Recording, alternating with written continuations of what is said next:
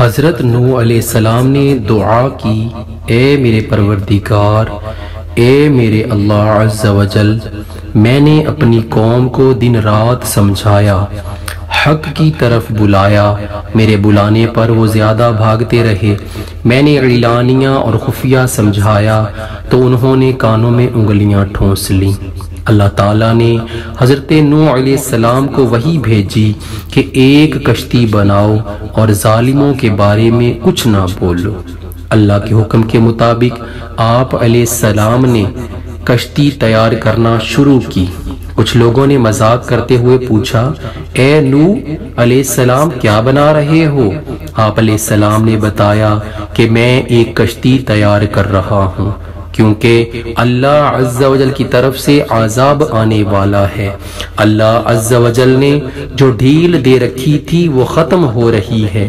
جب وقت آئے گا ہر طرف پانی ہی پانی نظر آئے گا، صرف وہی بچ سکے گا جو اس کشتی میں سوار ہوگا۔ جو بت پرستی سے توبہ کرے گا، گناہوں سے معافی مانگے گا، اسی کو اس کشتی میں جگہ ملے گی۔ لوگ بولے، اے نوح علیہ السلام، یہ زمین تو خشک ہے، ایسے آثار بھی نہیں ہیں کہ اتنا پانی ہو جائے کہ یہ کشتی تیرنے لگے۔ نوح علیہ السلام کا تو دماغ ہی چل بسا ہے۔ حضرت نوح علیہ السلام اس قسم کی باتوں سے بالکل مایوس ہو گئے اور اصلاح کی کوئی امید ہی نظر نہیں آ رہی تھی۔ جب کشتی بن کر تیار ہو گئی تو لوگ کشتی میں غلاظت پھینک دیتے۔ کشتی میں کوئی ایسی جگہ نہ تھی جہاں غلاظت نہ ہو۔ کافر غلاظت پھیلانے کے لیے کشتی کے اندر جایا کرتے تھے، یہ ان کا معمول بن چکا تھا۔ ایک مرتبہ ایک کوڑ کا مریض بھی اپنے ناپاک مقصد کے ساتھ کشتی کے اندر گیا۔ اس کے سڑے ہوئے جسم کے ایک حصے پر کچھ غلاظت لگ گئی۔ کچھ دیر بعد اس نے دیکھا کہ جہاں غلاظت لگی تھی وہ حصہ ٹھیک ہو گیا ہے۔ اب اسے حیرت ہوئی کہ یہ کیا ماجرا ہے، آخر یہ غلاظت سے کس طرح شفا ہو سکتی ہے۔ پھر وہ کشتی کے اندر داخل ہوا اور غلاظت پوری طرح سارے جسم پر مل لیا تو دیکھا کہ وہ بالکل تندرست ہو گیا۔ یہ بات کوڑ کے مریضوں کے اندر پھیل گئی تو سب نے کشتی کے اندر داخل ہو کر غلاظت ملنا شروع کر دی۔ اس طرح پوری کی پوری کشتی بالکل پاک و صاف ہو گئی۔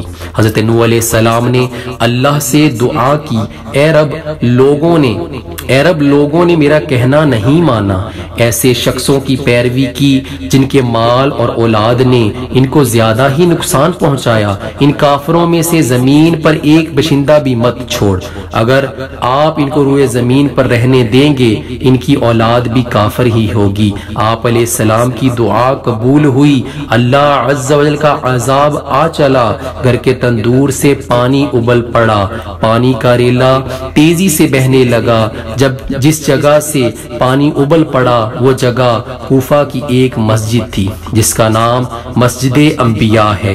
دوسری طرف آسمان پر خوفناک سیاہ بادل چھانے لگے۔ حضرت نوح علیہ السلام نے دیکھا کہ زمین سے چشمے پھوٹ رہے ہیں۔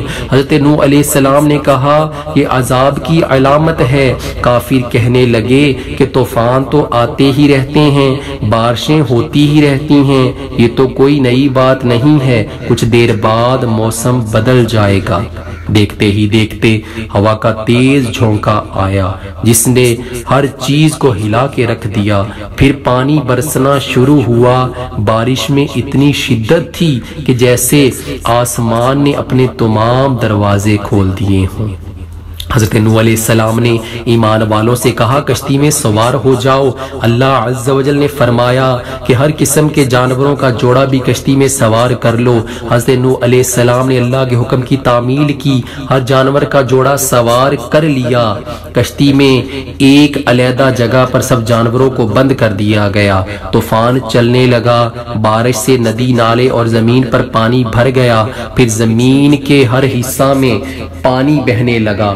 اب حضرت نوح علیہ السلام کا جہاز تیرنے لگا، پانی اونچا ہو رہا تھا۔ حضرت نوح علیہ السلام کی نظر جب اپنے بیٹے پر پڑی تو آواز لگانے لگے، بیٹا اب اس کشتی میں سوار ہو جاؤ، تمہاری جان بچ جائے گی، اب کافروں کے ساتھ چھوڑ دو۔ تو بیٹے نے جواب دیا، میں پہاڑ کی اونچی چوٹی پر چڑھ جاؤں گا، پانی وہاں تک نہیں پہنچے گا۔